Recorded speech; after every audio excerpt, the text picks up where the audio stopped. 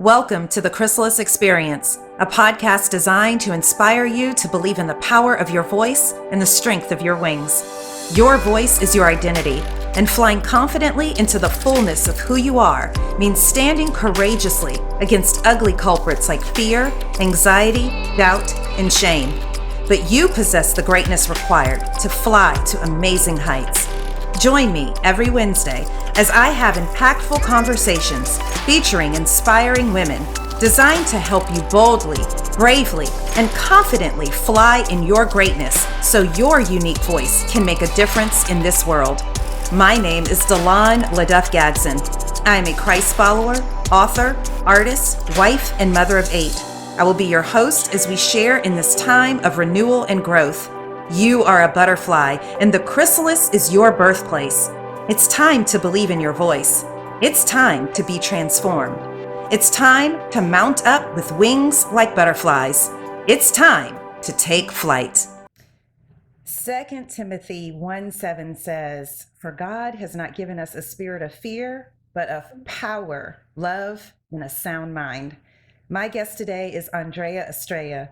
And that spirit of fear waged war against her in her youth and attempted to steal her voice and devour her wings. At the age of 5, Andrea and her siblings were abandoned by their mother, left in a small shack in Colombia. They were emaciated and close to death before authorities found them. Eventually, Andrea and her siblings were adopted by an American couple. This would seem to be where her hardships would end, but sadly, they were just beginning. Andrea, whose birth name is Marlena, endured torture and abuse at the hands of her adopted mother and father, and things spiraled out of control. As a result of her battles, Andrea learned that each of us possesses greatness, and she tapped into the spirit of the power that God had placed on the inside of her, and through the telling of her story, she encourages other women to do the same. Today, Andrea is a mother, an empowered and purposeful life coach, a transformational speaker, and author of the book, Whatever It Takes, You Have Greatness in You. Please join us in the chrysalis as we discuss the power within. Andrea, welcome. Thank you so much. Wow, that was powerful, Dylan. I am I'm on the brink of tears. I have love bumps just shooting through my entire Oh my body. goodness. I wrote my story, but geez Louise, you the way you just made everything so concise and powerful. It's like, holy cow, did I wrote this? I told my story. It's an absolute pleasure and honor to be a part of this journey of growth and empowerment, not only for myself so that I'm able to serve, but to be sharing this sacred space with you, to be able to tell my story and help other women and men as well, children, young and old, to really heal from those traumas. So thank you so much for allowing me to be a part of this.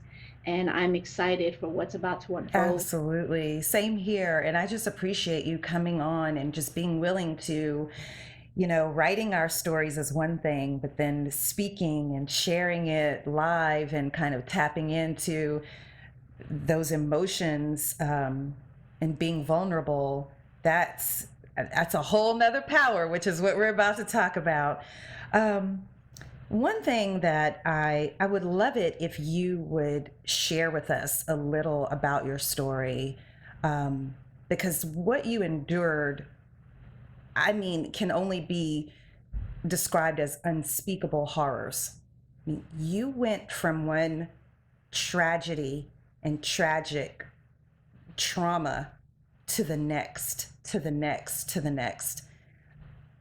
You were under attack majorly from the very beginning, which confirms for me that you have a great power in you, that you are destined to use that great power, and that the enemy and everything evil knew that you were about to be a force and was coming against you at an early age. Can you share one of your, can you share that memory of even when your mother left you guys in that house in Colombia, and what that was like for you all? Um, Absolutely. So trying to now in this moment, because I've actually been able to heal after many years of kind of repeating that same story, the not having anything and being in such a depleted state of mind, but in my young innocent self, this power that was greater than my physical being was ever present. And um, at the time, all that I kept doing was honestly just praying to God that I would not have to endure, either take me or bring me out of what was happening. Myself and three of my siblings, well, the only three siblings I have, so let me just clarify. It was my sister and my two brothers, and we were in a broken down shack that was literally falling to pieces. The ceiling was cracked and starting to fall, and it was a rat infested Hmm. hellhole, to just put it as bluntly as possibly can be. And these rats were literally eating us Hmm. alive. So imagine four young, all the way from the age of 2 to 5, me being the oldest, we're on this striped mattress, and now I'm having to go back to that memory, and we're there on this cot just while my sister's fending off these rats, and I'm trying to protect my two younger brothers, having so much fear that we're not going to make it. But my sister being the strong one, as far as like, I'm sure she was, I know that she was probably very fearful, as we all were. But she was the one that had the courage to fight the rats off, and I was trying to protect my brothers. And so to not have had anything to eat for an extended period of time, and dealing with the hunger pains, but then also dealing with the physical pains of, trying to fight off these rats. And even though there was four of us, I felt extremely alone. But it was only because my family, the only family that I had at the time, was there with me. So that gave me a bit of solace in, again, in my young, um, innocent mind. And so looking back, I sit in awe of how I and my brothers and my sister were able to literally overcome that obstacle, because I believe that collectively, um, spirit was, really in that room, that broken down, it just as a protective force to keep us safe, in spite of, because we had such a powerful story for a future event to be able to talk about and to describe. So while, about 6 7 years ago, I couldn't talk without describing these past events, without breaking down, I have now come to the understanding, that I experienced these things because it was going to be part of my testimony to Right. help others. And Absolutely. so it was very powerful. It wasn't so powerful then, but Right. in retrospect, I am here, and Right. that's power in itself. It's amazing to me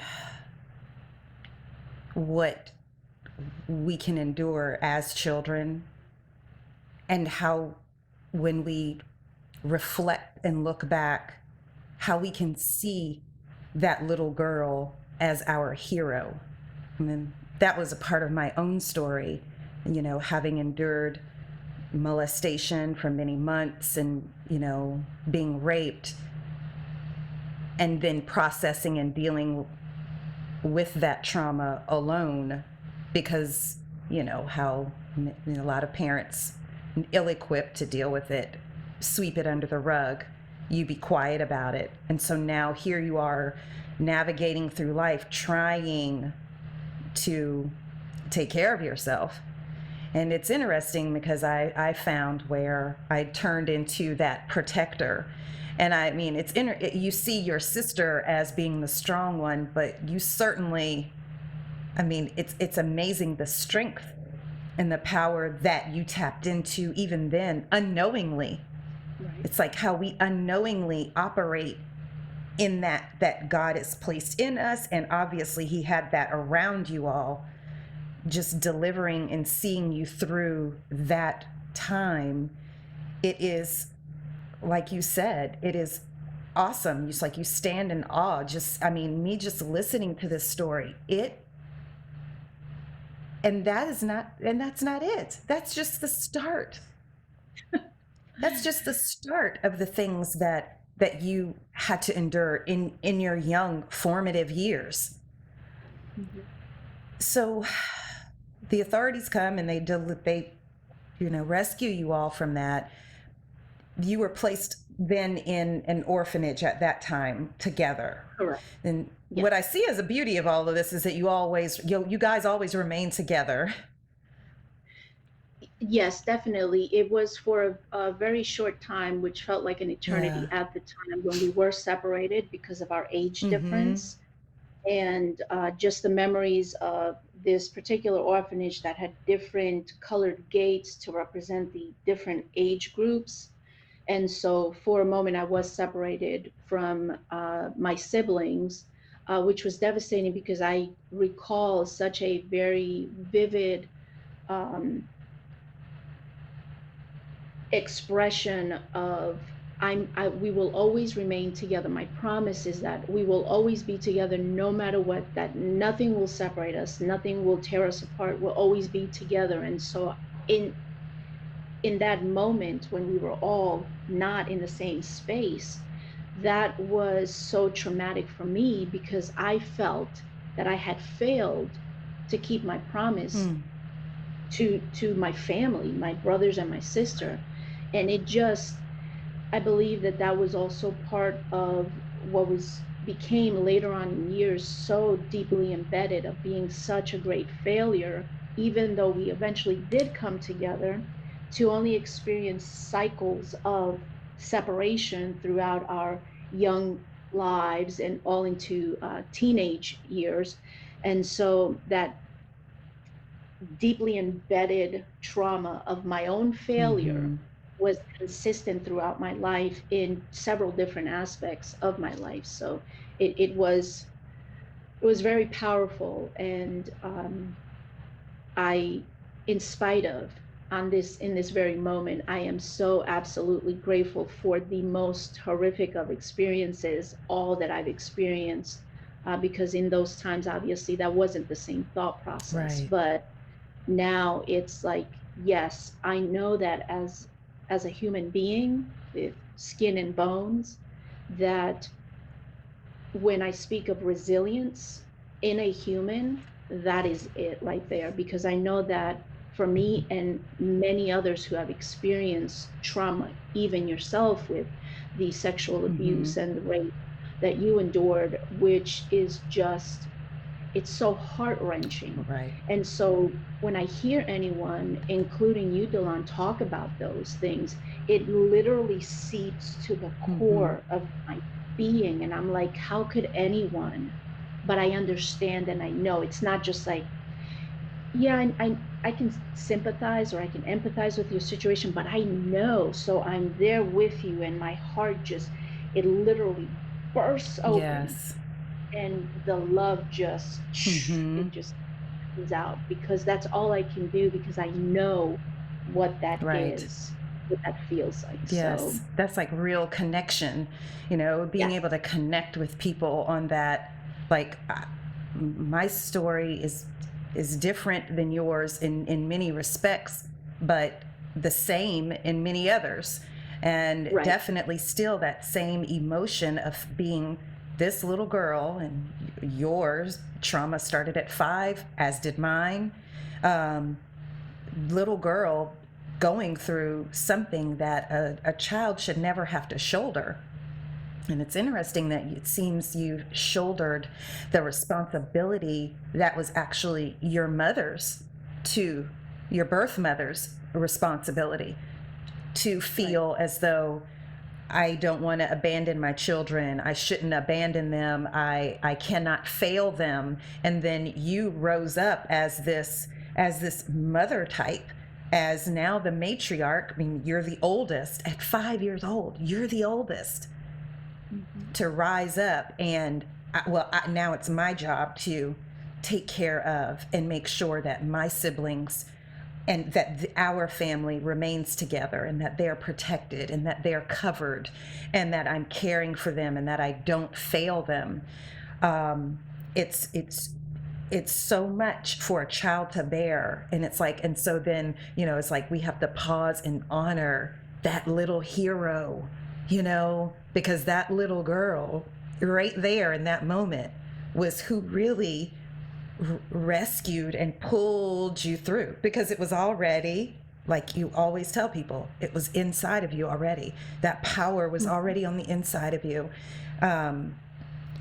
I want to know now, of course, let's just tell us some more parts of your story, because then you all are adopted and brought to the States. And then I'm sure at that time it must have felt like a relief. Initially, were you happy that you were being adopted? Did it seem like, oh, this is going to be great, we're all together, we're going to a new family, we'll finally... What was going through your mind at that time? It was a mix. It was mixed emotions, simply because even in Bogota, Colombia, where we were adopted from, we had to spend a certain amount of days with our adoptive Mm-hmm. parents before we were actually able to leave the Right. country. Um, but in my young life, I was a perfectionist because I wanted things to always be right and orderly and the way that I thought they should be. And so, of course, I spoke Spanish, and I did not speak English very well or at all. Maybe I knew maybe three, four words, who knows? I can't remember that, because when I think, because I am fluent in Spanish, I think of what I might have thought when I was that age. Um, but what had transpired is that my adopted mother, we were all going to bed one night, and she wanted us all to say goodnight. And I felt very insecure and lacked the confidence to say goodnight in English, because I wanted to say goodnight the way I'm saying it now, Right. not with an accent. And so I refused to say goodnight. And so my adopted mother turned to my adopted father in her voice that at the time, just when I thought about it, it just gave me just this really icky feeling in my Mm. body, and said to him, um, Andrea will not say goodnight, and said to him to tell me, to tell her good night. And so kissing them like on the cheek, good night, and saying good night, that was like a thing that we all had to do. It Mm-hmm. was a requirement. And so because I refused to, because I wanted it to be right and I didn't want to say it, I was the first one to get a Mm. beating. And this was even before the adoption being finalized and before we even left the country. But in my mind, Wow. that beating was better, because at least I had a mommy and a daddy. And that was my thought process. At least I have a mommy and a daddy, and my brothers and my sister will all be together. So, I hope this doesn't happen again. I'll be better, I'll do better. But from the very first interaction I had with my adopted mother, I had this innate feeling that I had for years up until I finally left home, that she hated me, she disliked me, and I was just there to fulfill whatever need she had or they had, whatever it was. But it was better than the hell I just came from. Wow. And that's how I spent my life, my very young life, as well. This is better than that. That's better than that. And when you think things are better, they're just getting worse. And I'm like, where does it stop? And so it wasn't, it was good that I was leaving a country that was war torn by guerrilla warfare with Pablo Escobar and all the stuff that was going on with that, and the cartels, and watching people get um, killed just by being innocent bystanders. So it was a very traumatic, but I didn't realize the effects, and I really didn't understand everything. I just knew that something was wrong. I just didn't know how wrong all that was going on. And so being with them was better than what I was already experiencing. So it was just like you suck it in and then you move on. Mm-hmm. And that would just be the very one of the very first of the many physical beatings that I would receive, and then of course my siblings as well at different points in our Mm. lives. So it was good and it was bad at the same time. Yes. And then your adopted father begins molesting you.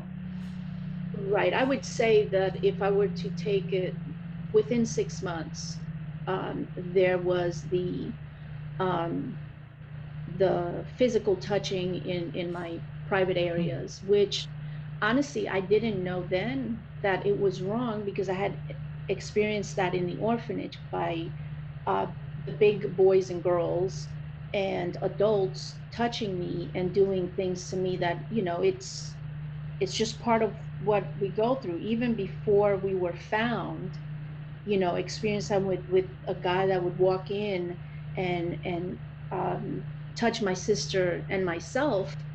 And it just, I have very vivid memories to the detail of the clothes we were wearing, the lighting in the room. It was just, it it was until I got into third grade was when I realized that what was happening to me up until that point, so which was 4 years in to being with my adopted parents, that I found out that what he was doing to me was wrong. The physical touch was Right. wrong.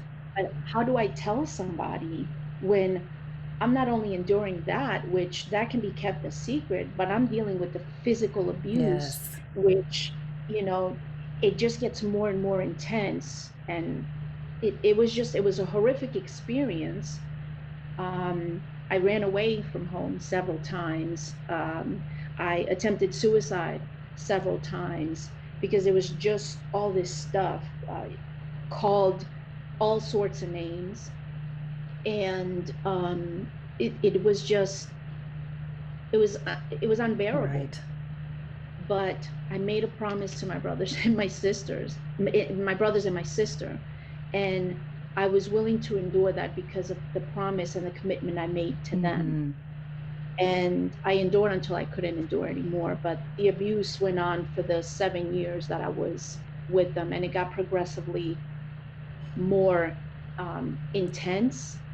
However, there was never any penetration on his part, but everything that he was doing was grooming me the way that a pimp or a really sick, disgusting, pedophile-ish individual Mm-hmm. was grooming a child to learn the ways of pleasing a man. Right.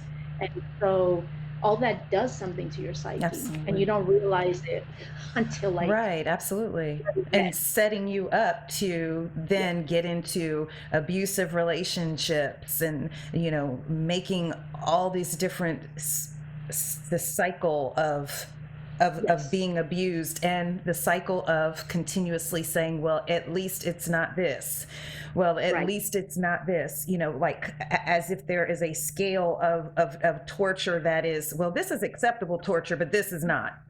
None of it right, is okay. right. Right. And this absolutely, I cannot, this for me, this is the main way that attacks come at us in life. They come to attack and destroy our identity, which is our voice. Coming after it to instill that spirit of fear and doubt and anxiety and distrust and make us cower down where we do not operate in, step in, and exercise the power that is on the inside of us. I would love to know how it affected your identity.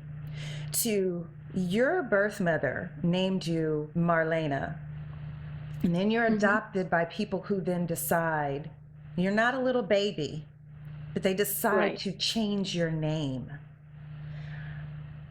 Because I know, you and I know one another, and you're now starting to really kind of like, I just want to be kind of called Marlena here lately, Right. And I would love to know your feelings and your thoughts there. I mean, I can imagine, but I'd love to know and I'm sure the listeners would love to know what goes on inside of a person where here you're attacked in this way, in this major way.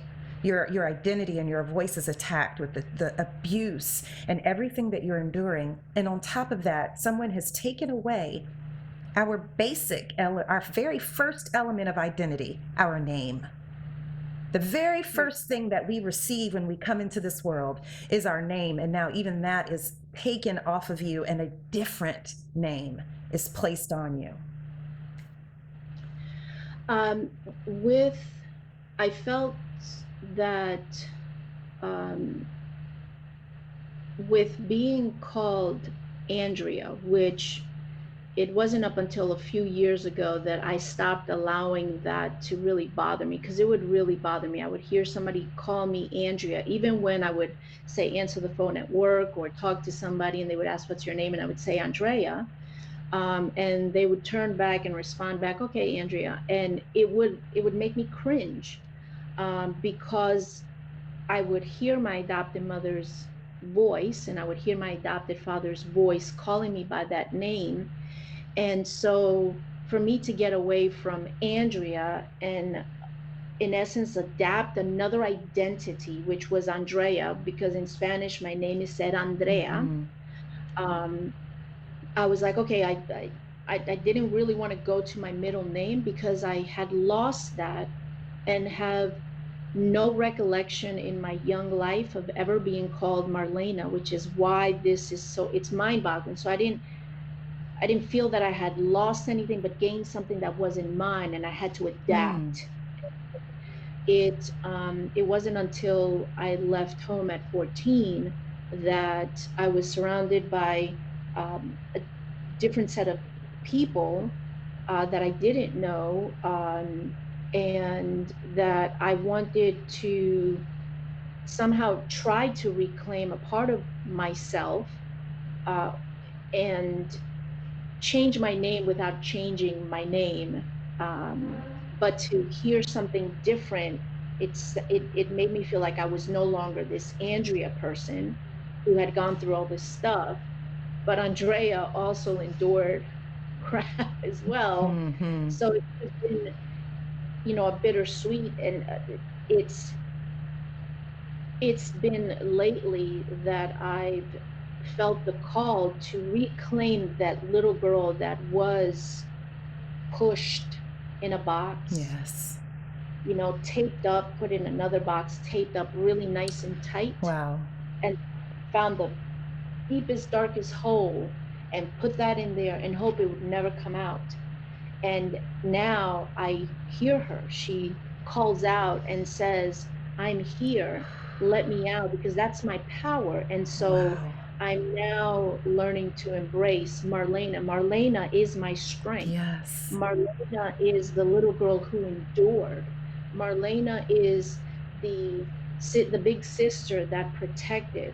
Marlena is the young girl that said, "I will not endure. And if I'm not here anymore, then at least my siblings won't endure the crap that I was going through." So Marlena is my power. And in this very moment that I'm speaking with you, there is such a powerful feeling of God's Mm. presence saying, yes, yes, Mm. yes.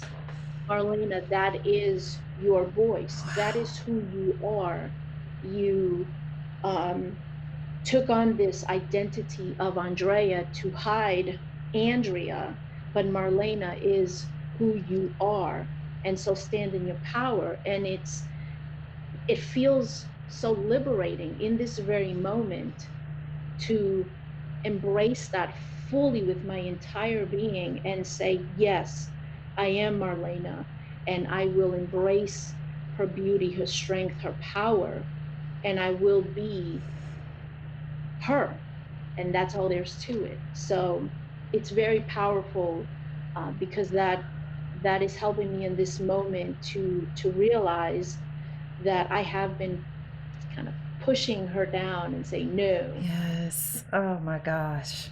Wow. Wow. That's all I have to say is wow. That that was and is absolutely beautiful. And what vivid imagery of being placed in a box and sealed, and then another box and sealed and wrapped up tight and thrown down in a deep, dark hole. Oh my gosh. But here you are, Marlena, I, coming out of that box, coming up out of that hole, like, hey, you thought. it yes, That it's is that so powerful. that's the embodiment of the Yes, chrysalis experience. absolutely. That is the chrysalis experience unfolding before the very eyes of those watching and the ears of those listening. Absolutely. And that is that's magical, that's liberating, that's life-giving, that just is. Yes. Yes. It is. Yes. It is. Oh my gosh, that is beautiful. So, you know how it feels to have these abusers, abusive situations uh, try to convince you that you are powerless. What are things that you tell the women that you talk to? Because you also have a podcast, and through your writings and clients that you work with, what's one of the first things that you can do to just begin to reclaim your power, or some steps that you would share with people to begin to recognize, no, this situation does not have power over you. You have power over it. How do we get people to recognize that? How do you get people to recognize that?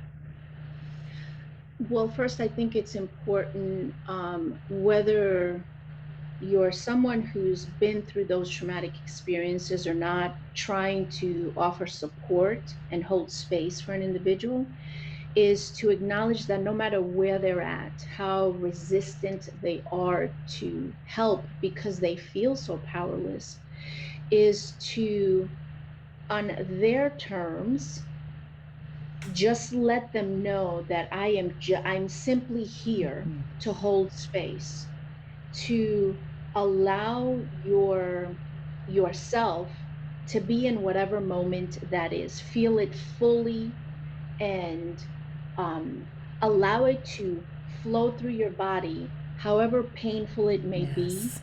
to allow it to flow through your body, because that, I believe, that's the first step to acknowledging and embracing that the feelings you have are real, Right.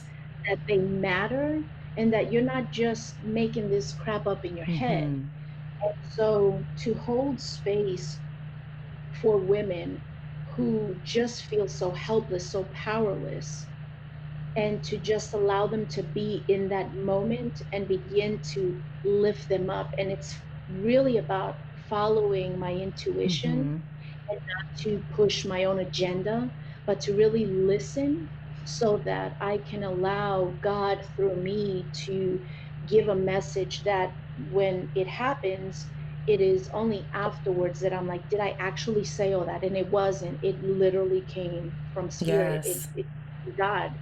And so I know that if I just allow myself to be totally and completely present in wherever they're at, so that they feel safe and supported and space held without any judgment whatsoever of why is it taking you so long, because no one wants to hear there's a better way. There's things, just literally just sit there. Just sit there Right. with space. And the room, the energy that permeates from our own being will let that person be able to speak and cry and scream out and curse and yell and do whatever to release that pain, the hatred, the anger, which is never really ever towards another. As much as we've been abused, it's never towards them. It's always towards us, because how could we let this happen? Right. Right. You know, Right. so it's really about holding sacred space, Mhm. intentionally going into a session with a beautiful soul who is trying to literally come out, but it needs the right environment. Right. And if I'm just here trying to, make a buck or try to solve the problem instead of really listening, nothing is going to be healed. You're just creating more trauma, because and I'm going back to myself. I don't want to hear from somebody trying to tell me what they think I should do, because we're never going to do what we're told to do. As little children, Right. we didn't like to be told what to Mhm. do. As adults, we sure as heck don't like to be told what to Right. do. So we need to find it within ourselves. So it's about using the right language, having um, deep compassion Mhm. and understanding that although you may yourself, as a survivor of that trauma, have come out of it, think back to how long it took you to overcome that, Right. because you may not be experiencing it for 20, 30 years after it happened, but you are, Right. because your mind is saying you don't matter, you're not important, you're ugly, you're fat, you're this, you're that, and whatever other silly nonsense that's coming through. But it's so real that all you can do is ask those questions. How do you feel? Well, I feel like crap. Okay, what does that feel like? Right. Where do you feel it in your body? And just talk and just listen so that you can hear where they're needing help. And if all they need to do is be heard and you keep quiet, that's all you need. And sometimes that's where the healing comes. Yes. And for me, it was a combination of both those things. It took someone to tell me, okay, I've heard your story. I understand where you come from. I understand what you've been through, but when is enough for you? Mm. And that worked only for me. It's Mhm. not going to work for everybody. But I had to really ask myself, I'm no longer experiencing these things. Why am I choosing to live this in my mind every day, which is so real, because the mind doesn't know whether something is real or not. In your mind, it's very Right. real. Right. And so you experience that every single day. So it was compassion, but I needed a little, me personally, I needed a little bit of force to remind me that I am stronger than what I went Right. through. Absolutely. So it's really about connecting on a deep level with whomever you're trying to help and Mhm. support. And you can't fix them. You can simply hold space for them and allow them to find their own answers, and realize that the power is truly within themselves, Yes. not from an outer source, not from other people, not from books that we read, but simply that the power is here Mhm. within. And are we willing to untape the box, dig the hole, first of all, where we dug up and hit ourselves in there, dig it up, Yes. untape those boxes, open them up, and let that butterfly, let that power just Yes. Yes. Absolutely. so so that's my way of really connecting and engaging with women that have been through these traumatic Mhm. experiences. And there's definitely a process, and even if you find yourself journeying through this process alone, which I don't recommend. I Right. do not recommend that. I definitely recommend that we have to have, we need to have a relationship with God, and we need to have a community, even if it's just one person, one trusted person who, like you said, will hold space for you, who you can truly confide in, who will listen to you, who will allow you that time to just talk and not try to fix you. Like Right. last year, when I miscarried our baby, I had so many people coming at me to attempt to fix me, to make me feel better. You can't make me feel better.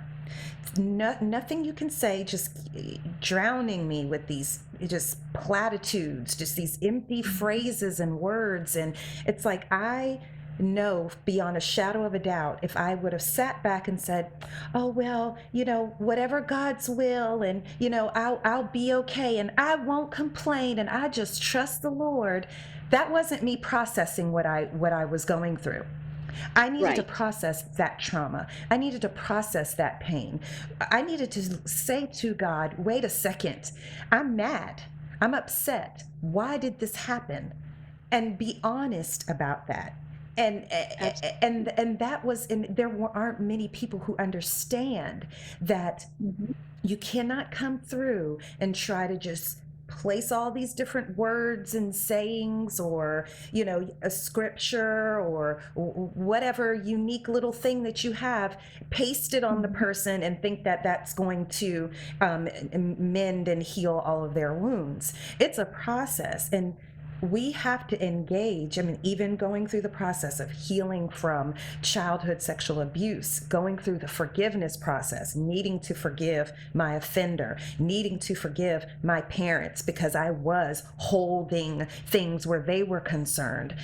It just going through these different things. It's like, it's all a process, but you can't tap into that power until, like you said, you dig that dirt up. You start Mm. doing the work, you roll your sleeves up and digging up that dirt, and you're getting dirty with it. And Right. you're tired, and you need to sit, and you need to take a rest, and you need to cry, and your tears turn the dirt to mud, and all there's a landslide on you, and then you have to dig some more. But Yes. it's a dirty process. It's an ugly process, but it's beautiful. It's like this Mm. beautiful chaotic mess that we have to be willing to enter into. And we first begin, I think, exercising that power within, going on this journey, because we have free will. We have the choice. That's exercising power right there, by saying, you know what? I choose to figure this out. I Absolutely. choose to get dirty. I choose to uncover all of this mess. I'm choosing to heal and to understand what my emotions are saying to me, so that I can fully stand in, walk in, emerge, and fly in the power that is within me. Yes, that is definitely so powerful, because even in our own uh, muck, in our own stuckness, we ultimately have to decide that we want to be better than our circumstance, because and there's no fault and there's no wrong way to be. We are as we are, where we're at with what we have and what we're willing to accept and not accept. Mm-hmm. So we are either willing to accept support, love, and compassion, or we're willing to accept the stuff that we're repeating in our heads and the past that continues to affect our present lives. But it is definitely a choice. Is it wrong if a person who has been so traumatically affected by their past still to this day cannot come out? No, but I'm sorry. It's There's nothing wrong with that. Absolutely not, because they haven't yet been able to allow a part of themselves to open up enough where the right person, whomever that person is, it could be a child, it could be a passerby, it could be any circumstance, that that energetic force connects to that tiny little hole that is just open enough to receive in that very precise and purposeful moment Yes. where that person finally says, after years and years and years and years of self-abuse, not only the stuff they Yeah. endured, but self-abuse, Mm-hmm. says, holy crap, this is it. It just it happens because that's what happened with me. Right. I had closed myself up so much that going through this stuff was just part of life. It's like, okay, so you get abused. Okay, so you were sexually abused when you were a kid. You got raped at the age of 15. And okay, so you were in abusive relationships with men at a very young age and then into adulthood, and things didn't go right. But when I finally opened up and said, enough is enough, there's got to be something better than this, because I've seen others who have gone through what I think may be worse than what I've been Mm-hmm. through. Because we always try to, when we've experienced trauma, minimize Yes. our own experiences and say, well, my story doesn't compare to Delon's because what she went through is way worse than what so how could I be complaining? Right. What's my deal? Right. How were they able to overcome? But what a lot of people that have not experienced trauma don't realize, that healing is something that happens every single day, even when you think you've That's healed right. completely. We haven't, because anything could be a trigger, and not because you're focusing on that, but simply because it's like, ooh, Yes. but Mm-hmm. you recognize Right. it, and then you're saying, okay, what part of myself, what shadow continues to lurk in the background that I need to embrace, Right. address? what what little me still doesn't feel seen, heard, loved, or respected? Absolutely. And let me connect with that young Mm-hmm. me and let them know that I hear you. Right. Come with me, sit with me, talk to Right. me, so that I can heal that part. And it's Absolutely. just a continual thing till the day that we stop breathing Yes. and we move on to the next phase of our eternal Mm-hmm. beingness. So it's important to also note healing is an ever evolving Yes. experience that we go through as humans. Absolutely. It's even the word itself, healing. There's ing. Yes, It means it's an action that is continuously in progress. Or absolutely. so there may be, and there's certain levels, where you're like, okay, I've dealt with this and this, and you're going along, and then something could trigger an area that you didn't even realize you were traumatized or wounded in that area. And so now, because healing is a continual thing, it will say, oh, don't forget this. And you're like, oh, okay, let me now deal with this. All right, I'm good. And then you're going along, and then something else is highlighted. And before you know it, you just reached higher and higher and higher levels of healing. And it's like rising, rising, rising, right? Like a rising up out of the ashes, or a emerging from the chrysalis, just going to higher levels in it all. And before you know it, it's like you're soaring. But it's the healing is you always have to go back and make sure, like, oh, let Hmm. me make sure that area is still cleaned up, let's make sure this is still taken care of. It's like, you have Hmm. plants, you don't water them once, you continually Right. water them. So once you begin to Yeah. bloom, you want to continue to water those areas and make sure that those areas are nurtured and okay, and that you are always walking in your healing. Because if you're not healed, you cannot operate in your power. Absolutely. Not fully. Absolutely. Hmm. Not fully. You might be able to tap into it momentarily here or there to get you through, to, basically, like, oh, just get me through to the next moment in life.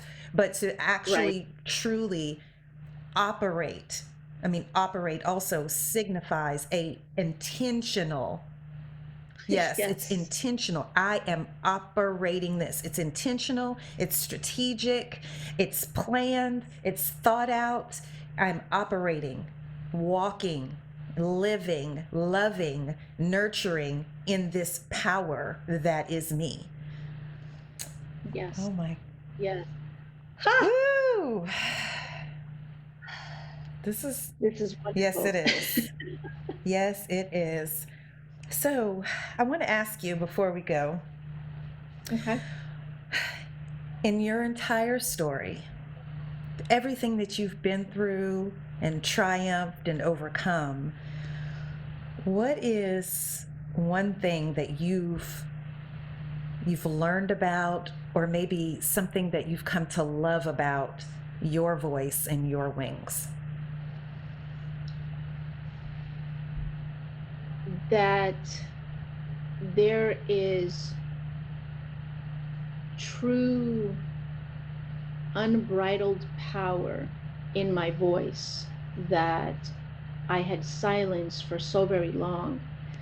Um, and I am amazed when I receive a download that is purely divine and not of my own conscious mind, but that comes directly from source and reaches those at the right time in the right place to help them to realize that the power indeed is within themselves. And in that I embrace and learn continuously to love that aspect of me, because I know for a fact by being told, but by seeing how along the way throughout the years from when I was a young girl, a young teenage girl, all the way until now, that I have been able to impact other humans in such a way that when they come back, not because I've requested or because someone else has guided them to, but simply because they themselves have experienced the healing that isn't coming from Marlena, not at all, Mm-hmm. but that through being used as a vessel,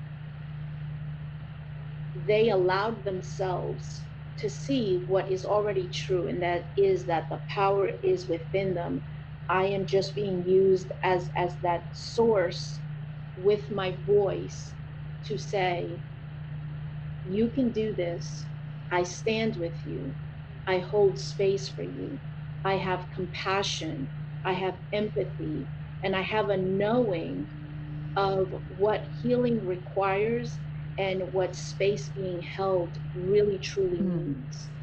And that without any um, requirements for anything to come back, no accolades, no thank yous, no nothing, but simply that knowing, that innate knowing that the healing has begun because they've accepted that they can.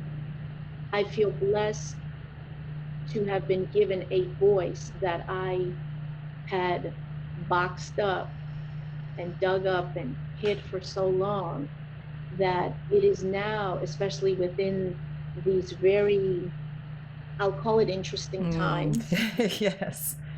mm, to see how many beautiful souls out there are calling out and need help, but they're waiting for the right person. And because they're crying out, because they've put the request out to the universe, because God has already heard them, and because their answers are already, they're already out there in the ethers and they're headed their way.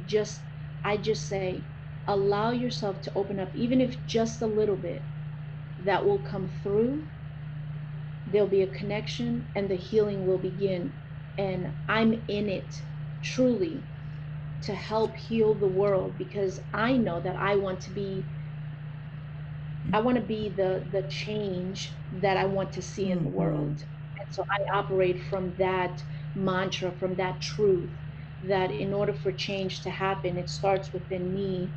and to really honor and hold space for those wherever they're at, and to love them where they're at is such an incredible thing to experience and feel. And so, my voice Mm-hmm. is the one thing that I am so absolutely grateful, and I'm realizing every day more and more how important my voice really truly is, Absolutely. um, Yes. and the impact that I want to have on Mm, humanity. that is beautiful.